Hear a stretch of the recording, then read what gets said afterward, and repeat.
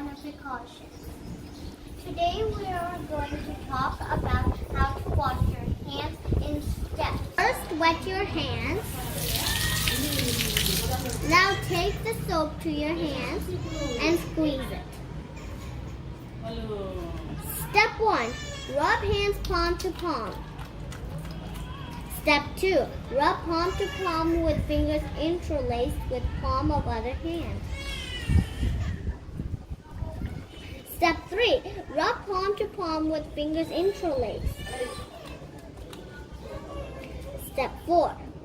Rub with back of fingers to opposing palms with fingers interlaced.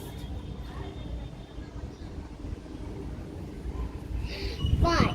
Sweep hand from fingers to thumb. 6.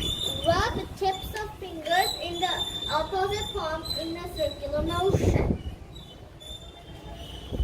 7. Rub each wrist with opposite hand. Last, rinse hands with water.